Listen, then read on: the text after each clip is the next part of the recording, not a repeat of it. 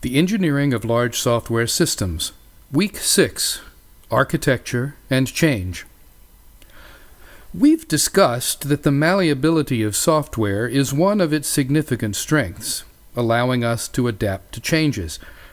In this lecture, we'll begin to look at strategies to lower the risk associated with large, evolving, changing systems. The lecture refers to a number of reports and articles which are on your reading list.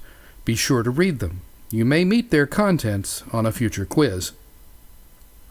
Like the world around it, a software system changes. There is externally driven change from things like threats or technology, stakeholders, or the market. There is internally driven change, like increasing functionality or performance, eliminating faults, or perhaps adapting to platform evolution. There is also intrinsic change that occurs naturally as a result of responding to internal and external changes. This change is usually referred to as software aging.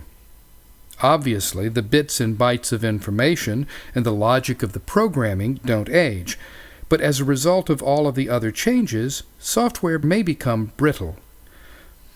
In his seminal Software Aging paper, Dave Parnas asserts that all successful software ages.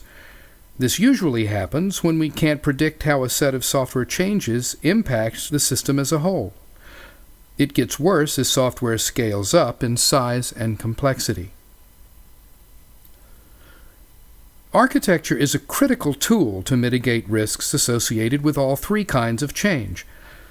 It is also key to meeting requirements and performing development work whenever the number of developers increases beyond a single team. Here are some definitions that apply to large systems. First, an IEEE definition of architecture.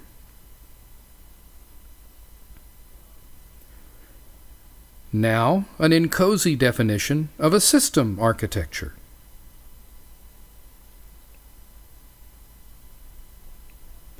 Finally, the SEI definition of a software architecture.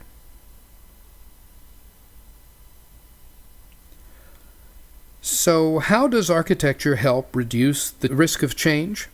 Well, a good architecture can accommodate change without breaking, separates volatile from stable components, and allows extension of capability without too much structural degradation.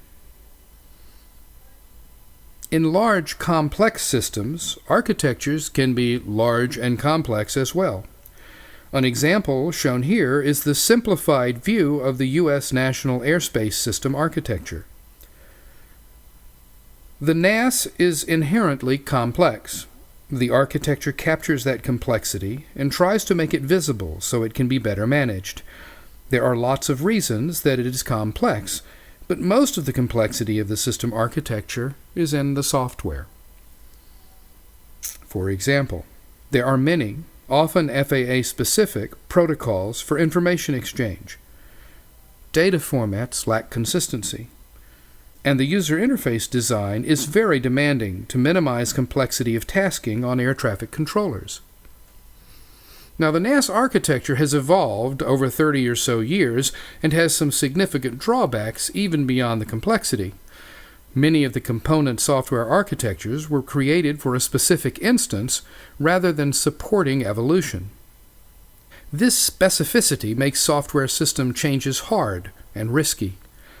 It's also very difficult to understand how security properties or any of the other abilities are achieved or how changes to those properties may impact the system. On the other hand, there are large complex systems with simple architectures. Consider the Internet and the World Wide Web. The architecture is simple because it's based on a very few broadly applicable standard protocols.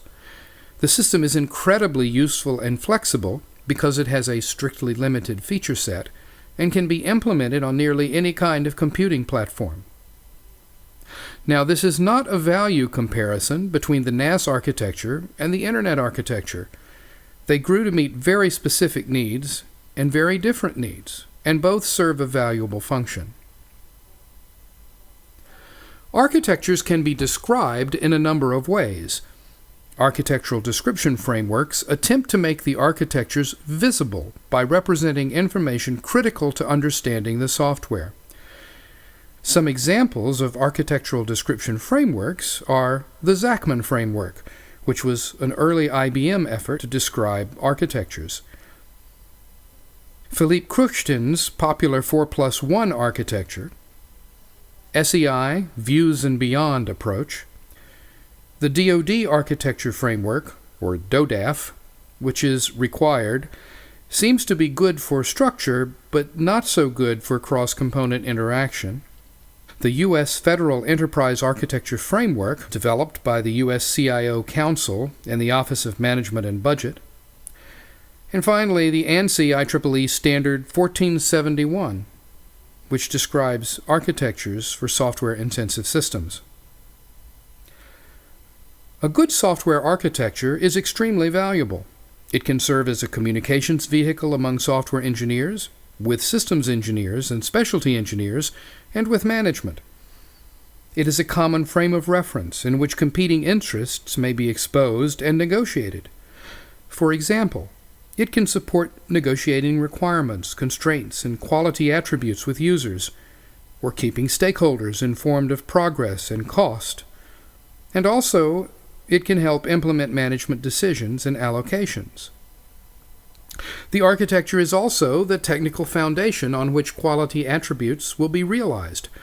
A good architecture allows high-risk quality attributes to be more easily studied.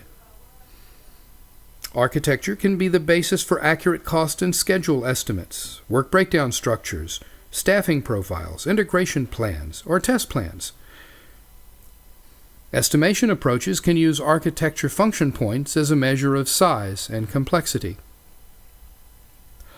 Research into the definition and creation of software architectures began in the 1980s. Mary Shaw and Paul Clements provide a very useful retrospective of this work and make predictions on future work in their Golden Age article. This chart, drawn from the article, shows the overall timeline and the major activities in the research.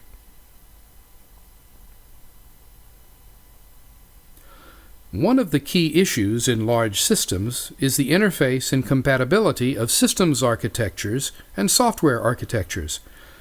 We'll talk more about this in a later lecture, but Mark Meyer's article on reconciling the disconnects between the different concepts involved with the two architectures is essential to understand the significance of this problem. While systems architectures are usually hierarchical in nature and rely on one architectural component being part of a higher-level component, software architectures are usually layered and use the less hierarchical relationship of is used by. Just how much time and effort should you spend architecting? This diagram, from Balancing Agility and Discipline, shows how the sweet spots move depending on the size of the system. Architectures, like systems and software, also evolve. They must be managed throughout the life cycle. Failure to do this management can lead systems to premature aging or death. The goodness of an architecture is generally measured by how it implements and ensures various quality attributes and non-functional requirements. The Software Engineering Institute at Carnegie Mellon has developed a way to assess architectures called ATAM, for Architecture Trade-off Analysis Method. ATAM is built around the concept of quality attributes. One of the primary activities in ATAM is what's called a quality attribute workshop. In this workshop, the architects and stakeholders develop scenarios around specific quality attributes and then simulate the scenarios using the proposed architecture to determine if it could meet the quality attribute requirements. In the recent past, service-oriented architectures, or SOAs, have become more widely used, particularly given the success of the Internet and World Wide Web models. Here are some of the SOA characteristics.